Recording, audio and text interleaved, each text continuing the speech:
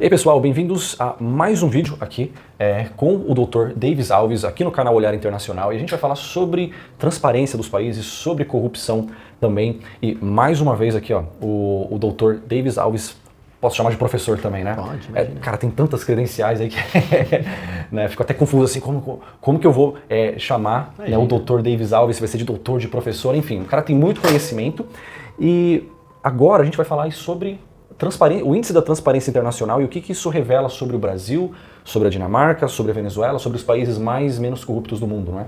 Claro, claro. Esse é um assunto que, na verdade, é importantíssimo, porque isso vai além de política, embora, como nós já estamos dando, inclusive, a fonte, né? Existe um ranking que verifica como está a percepção de corrupção entre os países. Foi avaliado mais de 180 países, isso está disponível para todos vocês podem, inclusive pode até deixar o link aqui depois, né, Rafa, pro pessoal na descrição. É chamado transparency.org, transparency.org, que ranqueia como está o nível de transparência. E o que significa o nível de transparência de um país? Significa, será que as informações que chegam para as pessoas, aquelas informações, elas são realmente reais ou foram todas manipuladas, né? No jornalismo, Rafa, nós temos uma frase que fala assim: ponto de informação não é ponto de verdade. Sim. O que significa isso? Significa que uma informação que de repente aparece numa determinada mídia, seja televisão, seja rádio, tudo, aquilo é um ponto de informação, está te dando um ponto de informação. E o leitor, a pessoa que recebe aquela informação, em segurança da informação, a gente estuda isso inclusive, o leitor tem que fazer uma análise crítica para verificar se aquilo, qual que é o ponto de verdade. Por exemplo, estão dizendo que uma determinada personalidade morreu, por exemplo, ou aquela personalidade vai vender a empresa. Saiu na mídia, tal pessoa, fulano vai vender a empresa. Aquilo é um ponto de informação. E as pessoas têm que procurar o ponto de verdade. Quem é o ponto de verdade? É a própria pessoa. Chegar para a pessoa e falar: olha, você confirma aquela informação que falaram? Na segurança da informação, nós chamamos isso de verificar a autenticidade das informações. Verificar se aquela informação é autêntica, se o emissor é autêntico. E isso está atrelado ao nível de corrupção. Por quê? Se esse ranking, tá, do transparency.org, ele começa nos países com alto nível de transparência, e, consequentemente, a corrupção ela é menor. Não vamos falar que não tem, porque corrupção, isso tem em todos os lugares. Isso a nível histórico, desde quando o mundo é mundo tem corrupção. Mas existem países onde o nível de transparência é mais alto. E aí nós temos países onde a pontuação é 90, por exemplo, 100, 90. Nós temos Dinamarca, nós temos Noruega, Suécia, onde a transparência ela é alta, logo a corrupção ela é menor. E países onde a transparência é baixa e a corrupção também acaba sendo maior, como, por exemplo, Somália, Venezuela, né? Venezuela está classificado, todos podem ver, né? Venezuela está classificado como nível de transparência baixa, logo alta corrupção. E lembrando que isso aqui nós não vamos sempre dar fonte, né? Isso não é achismo, tá, gente? Isso aqui não é achismo. Isso está lá classificado com o ranking internacional do transparency.org. Eu sempre uso essa fonte aqui nos vídeos, né, para falar da corrupção, comparando o Brasil com outros países. E é um ranking que é atualizado todo ano, né, da transparência internacional. E aí eu sempre falo ali da Dinamarca, porque é um ponto de referência, né?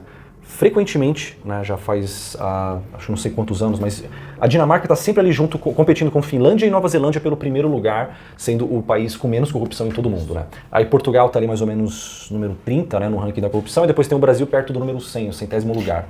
Isso na corrupção, o que é um pouco diferente da transparência, né, que você estava falando. Isso. Na verdade, nesse último ranking que nós tivemos agora, 2022, o Brasil ficou classificado, caímos uma posição, inclusive, tá? Piorou. O Brasil piorou.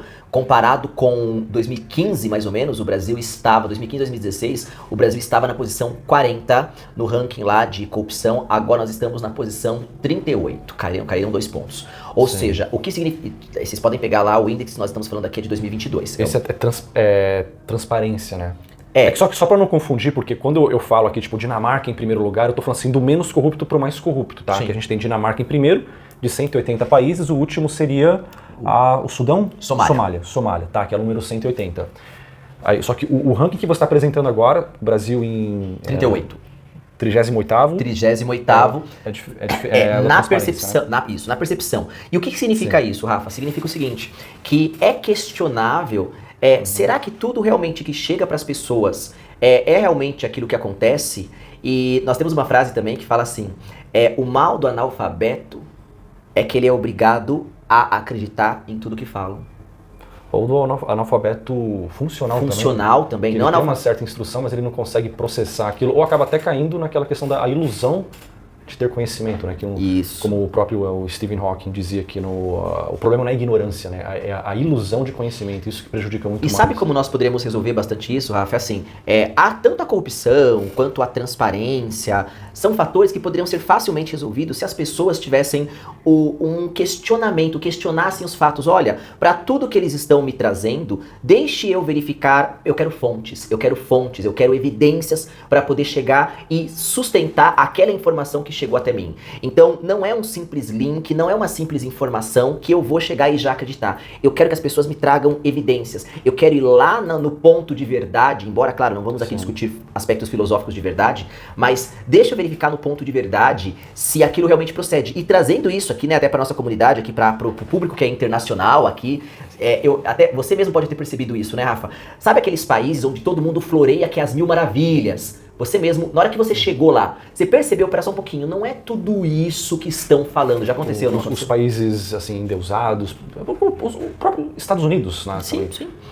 Não, até eu mesmo, quando morava na Austrália, falava, nossa, Austrália é maravilha, o Brasil é uma bosta, né? Hoje minha opinião é diferente. Mas, continuando sobre isso, o que você diria? Por que as pessoas endeusam certos países? Aí tem uma série de coisas, como por exemplo, tem países que investem mais na publicação externa. É engraçado que se você pegar, por exemplo, os filmes, né, que o Brasil exporta, qual que é a maioria dos filmes que o Brasil exporta? Qual que é o tipo de filmes que o Brasil exporta? A violência... Incita mais violência, incita mais a favela. Não significa que não tem isso no Brasil, mas também isso não, o Brasil não é só isso. Mas se você, por exemplo, chegar para um estrangeiro, poxa, já assisti filmes aclamados lá pela crítica, A Cidade de Deus, Carandiru, são filmes ótimos. Só que isso acaba exportando. Inclusive, essa é a sétima arte, se não me engano, né? O cinema pode exportar a percepção de uma pessoa, e aí ou para maquiar a percepção real de que é aquele país, ou para... não é verdade? Ou para talvez até transparecer mesmo, mas o que nos preocupa com o Brasil, e repito, isso é além de qualquer tipo de política, isso é além de qualquer tipo de partido, de esquerda, direita, é a percepção de corrupção do país. Nós temos iniciativas, não podemos também, cuidado com a síndrome de vira-lata, que fala que tudo fora do Brasil é melhor que no Brasil. Não, temos muitas coisas boas no Brasil. Nós temos, por exemplo, a LAI, que é a Lei de Acesso à Informação, que trouxe bastante avanços significativos para o Brasil, onde obriga os órgãos públicos a informarem algumas coisas com gastos internos, por exemplo, auditados e transparentes para toda a população. Temos agora a famosa Lei Geral de Proteção de Dados, que lá no artigo 6º da LGPD tem o princípio da transparência, onde as empresas, os órgãos públicos também são obrigados a avisar para as pessoas o que elas vão fazer com aqueles dados. Ou seja, se você vai comprar numa farmácia e aí o pessoal lá pede o seu CPF, eles vão pedir o seu CPF, por exemplo, para te dar uma nota fiscal eletrônica, eles não podem fazer outras coisas com seus dados pessoais sem que você saiba. Ou seja, isso é uma transparência. Só que como fica essa questão de transparência aí vem a pergunta problema. Como que fica essa questão de transparência geral, coletiva, tanto dos órgãos públicos, das empresas, em um país que é classificado como nível baixo de transparência?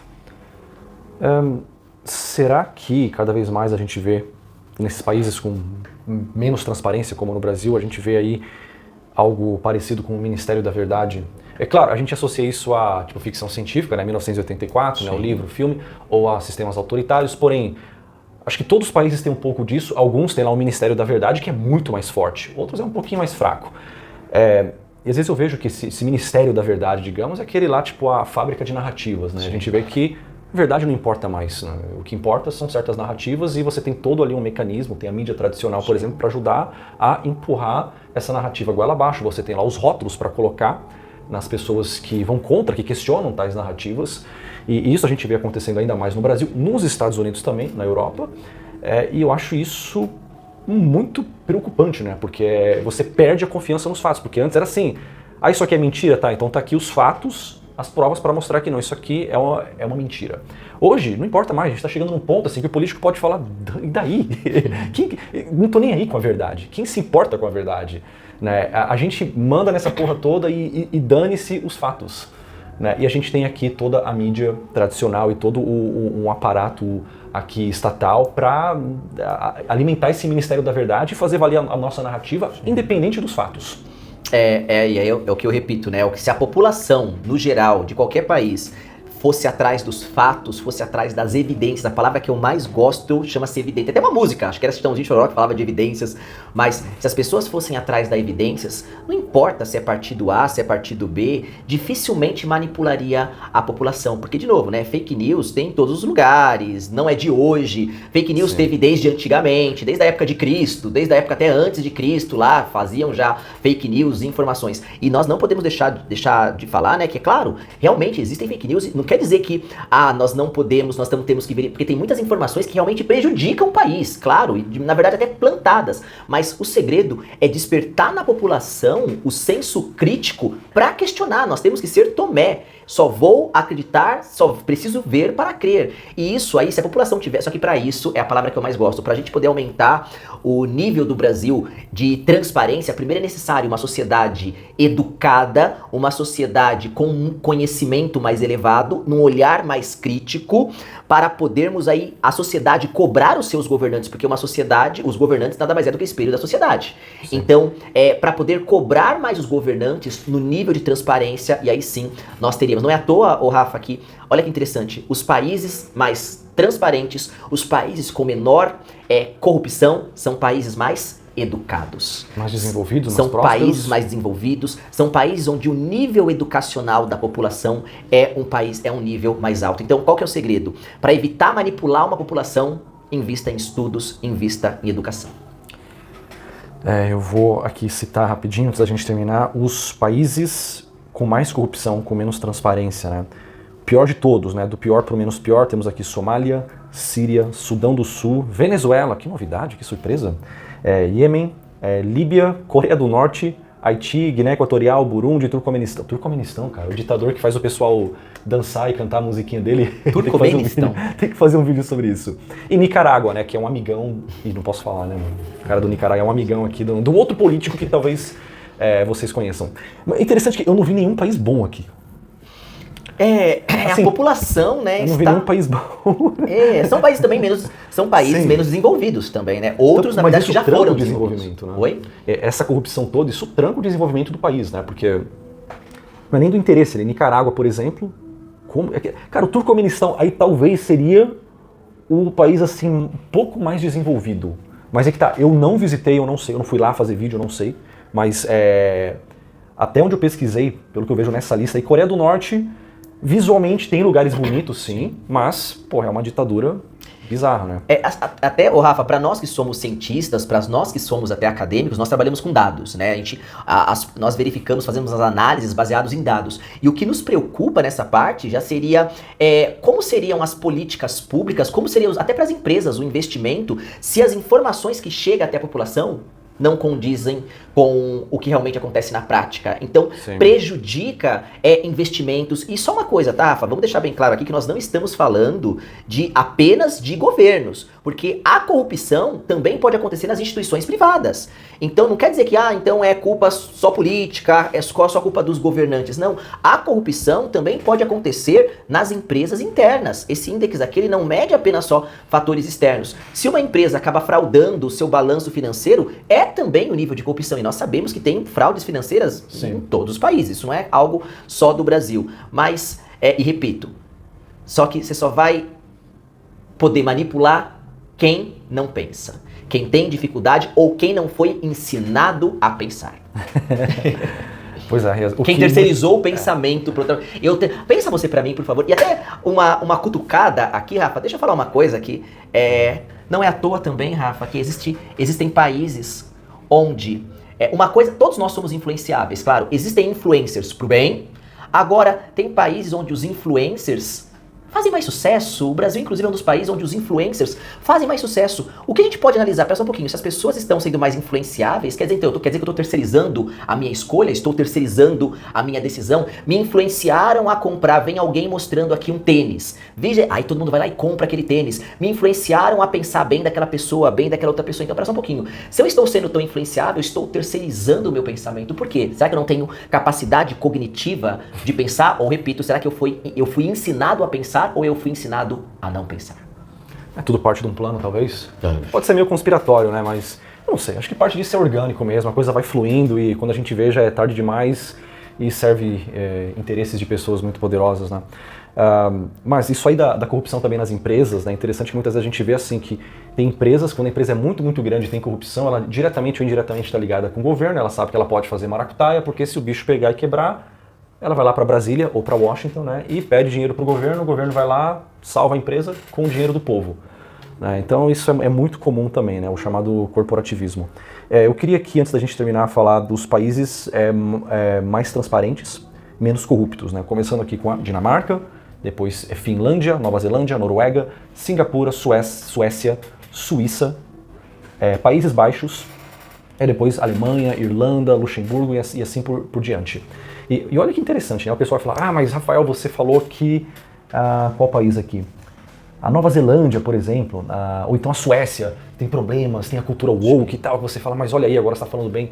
E eis o contraste, como países tão prósperos, tão bons, tão exemplares em tantos aspectos, estão cada vez mais indo para esse lado, adotando certas doutrinas, eu diria que até quase religiosas, né? E isso é uma grande ironia, né? Como países com tanta liberdade, tão exemplares, acabam indo por esse caminho que cada vez mais vai rumo assim, a uma certa forma de autoritarismo cultural. Eu diria que é o que eu acho que está virando aí nessa chamada cultura woke. Quem não gosta desse termo, tudo bem, chame do que quiser, né? Também não vai desqualificar o vídeo só porque eu usei um termo que você não gosta. Enfim, o que você tem a dizer sobre isso? Falei demais? Falei besteira? O que você acha? Não, isso que você falou, Rafa, trazendo de novo, sempre trazendo para a parte científica, sim, tá? Eu faço questão de fazer uma análise científica. Isso me lembra as ondas, isso é Schumpeter, inclusive isso lembra as ondas do desenvolvimento econômico também, entre outros autores aí, schumpeterianos, em administração, falam sobre isso, ou seja, e aí no popular nós temos aquela velha frase, né, que fala dos altos e baixos, mas fala o seguinte: tempos fáceis produzem pessoas fracas, tempos bons produzem pessoas fracas. Pessoas fracas produzem tempos difíceis. Tempos difíceis produzem pessoas fortes. Só que aí as pessoas fortes produzem tempos fáceis e os tempos fáceis vão produzir pessoas fracas. É um ciclo isso, sabe? Então é assim, nos últimos anos, Rafa, nós não vivemos um momento de guerras a nível alto, onde as pessoas tiveram que apertar, claro, nas mesmas magnitudes que nós tivemos lá nas primeiras e na Segunda Guerra. Então nós estamos vivendo dos anos 90 para cá, claro, não tivemos conflitos específicos, mas dos anos 90 para cá, nós tivemos um tempo de bonança. Por exemplo, a nossa geração, no caso, a geração Millennium, não passou o que a geração antes lá dos Baby Boomers passaram em época de guerra, passaram tempos difíceis mesmos. No geral, claro, não sendo específico. Mas isso aí acaba, então esses tempos fáceis que essa geração aqui acabou vivendo, onde de repente as pessoas não sabem, muita gente não sabe o que passou onde inflação, anos 90, tudo, quem trabalhava tinha que segurar, reter o dinheiro. Então agora passou um período mais de bonança ao ponto de luxar para poder falar assim, olha, mas eu não estou preocupado tanto com o dinheiro, não estou preocupado tanto com outras coisas, porque eu não passei aquela necessidade. Só que aí vem a questão, será que então as pessoas fracas podem produzir tempo, inclusive, Rafa, falando de tempos fáceis, né? Nós estamos agora cientificamente numa das primeiras gerações onde o QI da geração atual está inferior da geração passada, comparado com a geração passada. Tem pesquisa científica sobre isso, gente. O nível musical, por exemplo, o nível musical está cada vez mais baixo. Eu estou falando cada vez mais baixo de uma série de a batida acaba sendo mais importante do que a composição harmônica musical. Então, tudo isso é questionável. Será que essas pessoas agora, que nós estamos vivendo, no geral, tempos fáceis, será que não vai trazer uma crise muito próxima? E essa crise vai fazer talvez uma seleção natural nos seres humanos, onde só talvez os fortes sobreviverão para trazer um tempo fácil, para fazer um tempo melhor lá na frente. E aí a gente não pode aqui fazer uma futurologia, mas vamos aguardar qual seria o resultado disso que nós estamos vivendo no Brasil e em grandes países aí também no mundo. Ou seja, é um ciclo, né? Que pode se repetir. Já se repetiu, vai voltar a se repetir, mais uma vez a história só vai nos mostrar que a gente não aprende nada com a história. Salomão já falava, nada de novo debaixo do sol, tudo que já aconteceu. Pois é, mas dessa vez com novas tecnologias, né? É isso. Pô, esse é o nosso terceiro vídeo, né? A gente tem que deixar linkado aqui os vídeos anteriores, e quando a gente voltar para São Paulo, ou quando você for lá para Balneário Camboriú, a gente tem que se encontrar e fazer mais vídeos, né? Porque tem muita coisa. Eu queria depois falar sobre essa questão do QI também, né, porque é um assunto interessante também, há controvérsias e tal, seria interessante ter uma perspectiva científica aí sobre isso. Mas, palavras finais. Querido, olha, o que eu vou deixar de palavras finais, já que nós falamos aqui sobre a percepção de corrupção, é o que eu bati já bastante aqui. Gente, só manipula-se um povo quem se permitir ser manipulado, né? Então as pessoas têm que investir em educação, investir em estudos. Só que, claro, nós sabemos também que não é tão fácil. Eu não posso ficar falando só de educação para alguém que às vezes não tem nem um prato de comida para comer. A pessoa vai priorizar primeiro conseguir o prato de comida para depois pensar em estudos. Mas o segredo de tudo está na educação. Vamos incentivar sempre as pessoas a estudarem, vamos incentivar as pessoas a pensarem e a buscarem evidência, e aí vamos parar cada vez mais de terceirizar quem vai pensar por nós. Vamos valorizar mais a nossa própria mente, que aí quando nós tivermos aí um povo com um nível alto de educação, vai aumentar também aí o nível de percepção de corrupção, vai diminuir, né, tende a diminuir a corrupção e também tende a melhorar aí o nosso belo Brasil no ranking internacional de transparência. Nós podemos aí cobrar mais as autoridades. Obrigado, Rafa. É isso aí. Muito obrigado, então, pessoal. Obrigado mais uma vez. Eu vou deixar aqui os vídeos também. E também, claro, esse é o terceiro vídeo, tem os contatos aqui para quem quiser saber mais aí do trabalho do professor, né, Davis Alves. Ele não está muito ativo no YouTube, mas tem o Instagram. E tem os nossos outros vídeos. Eu vou deixar aqui, ó, aparecem 2 vídeos linkados que eu fiz aqui com o professor Davis Alves. Então, valeu, pessoal. Só clicar e assistir e nos vemos no próximo vídeo. Tchau, tchau.